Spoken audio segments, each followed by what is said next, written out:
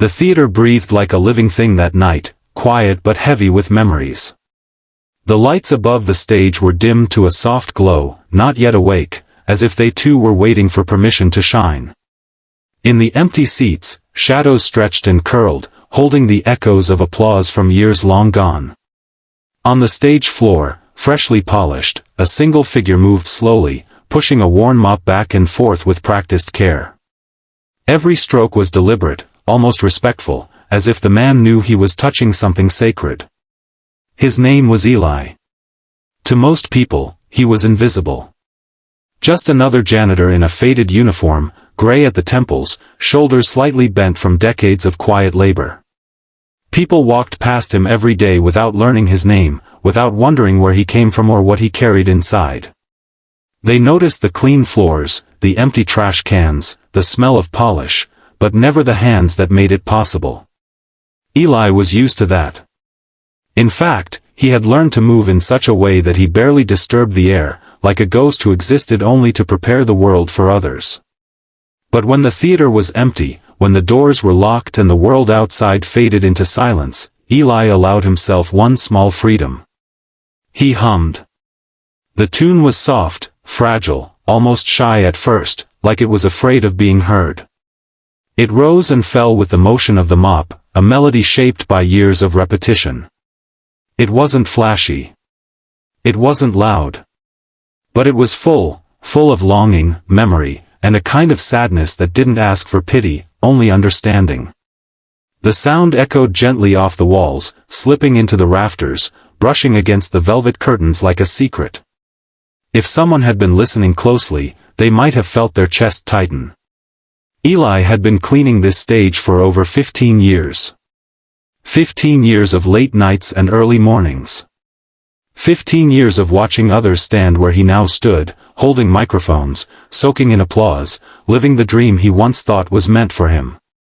He never lingered too long when performers were around.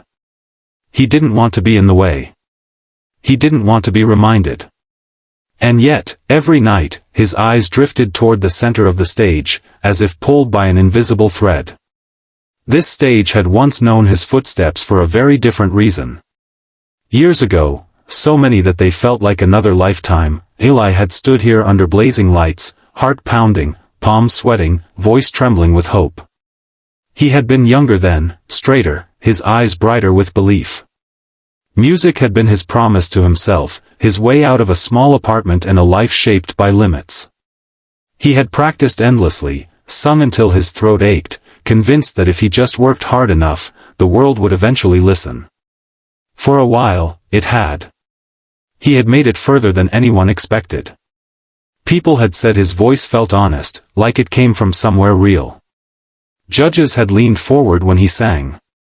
Strangers had stopped him afterward to say, "Your song made me feel something." Those words had meant everything. Then life, as it often does, changed the rules without warning. His mother fell ill suddenly. Hospital visits replaced rehearsals.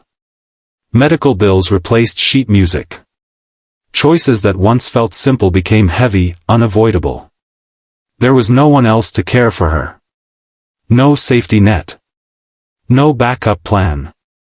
Eli stepped away from the stage without a goodbye, telling himself it was temporary, that he would return when things settled. They never did. By the time his mother passed, the world had moved on. New voices. New faces. New dreams. Eli needed work, any work, and the theater, ironic and cruel in its kindness, offered him a job cleaning the very stage he once dreamed of owning. He accepted without hesitation. Pride didn't pay rent. Love didn't erase responsibility. And so, quietly, he traded applause for a mop. Still, the music never left him.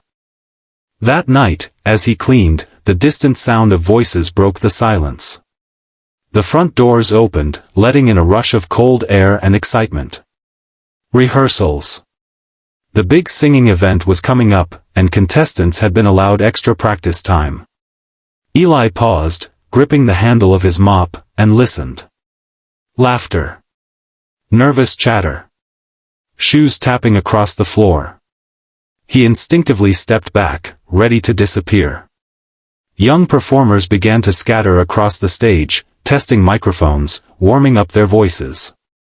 Their faces were alive with nerves and hope, the kind Eli recognized instantly. He moved along the edges, careful not to interrupt, eyes lowered. As he passed behind the curtains, a sharp sound cut through the noise, a stumble, followed by a gasp. A boy had tripped over a loose cable near the side of the stage. He couldn't have been more than 15. His papers flew everywhere, sheet music sliding across the floor like fallen leaves. For a second, he just sat there, stunned, embarrassment flooding his face. Without thinking, Eli rushed forward. "Easy there," he said gently, setting the mop aside and kneeling down. "You all right?" The boy nodded quickly, blinking hard. "Yeah. I'm fine. I'm so stupid. I should have been watching." "You're not stupid," Eli interrupted softly, handing him his papers. "Stages have a way of humbling all of us. Keeps us honest." The boy laughed weakly, standing up. "I guess." Eli smiled, the kind of smile that came from long experience with disappointment. "Nerves mean you care. That's not a bad thing." The boy looked at him more closely now, as if noticing him for the first time. "Thanks, sir." Eli nodded and turned back toward his mop, ready to retreat again into the background. But as he pushed it forward, the familiar tune slipped out of him before he could stop it. Just a hum. Barely there. "Wait," the boy said. Eli froze. "That song," the boy continued. "What is it?" Eli hesitated. "Just something I hum. Helps the work go faster." "It's really nice," the boy said. "You sing?" Eli chuckled, a sound filled with more years than humor. "Not anymore." The boy studied him, curiosity replacing nerves.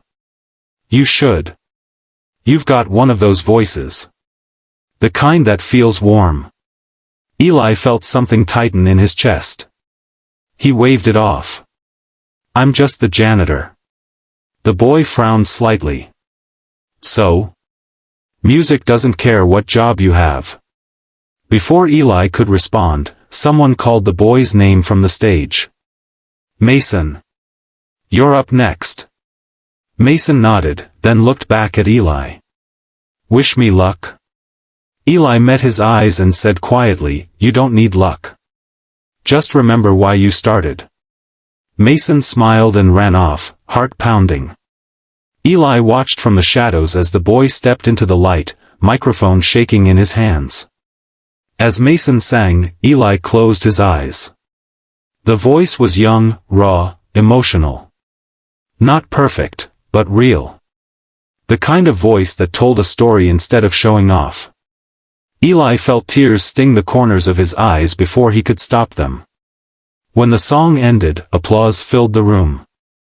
Eli picked up his mop again, blinking hard, pretending nothing had happened. He finished his work silently, slipping out before anyone could notice him leaving. Outside, the night air was cold, but his chest felt warm and heavy all at once.